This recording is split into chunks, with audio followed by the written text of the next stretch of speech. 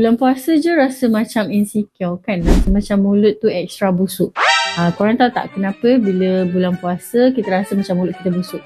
Yang pertama sekali sebab kita kurang minum air. Sepanjang hari tu kita tak minum air kan, so jadi mulut kering. Bila mulut kering memang mulut kita tend to berbau sikit. Okay? Yang kedua, sebabkan kita tidak ada aktiviti apa-apa dalam mulut, jadi air liur pun kurang. Bila air liur kurang, jadilah masalah mulut berbau. Tapi korang tahu tak apa satu benda yang akan menambahkan lagi mulut korang busuk?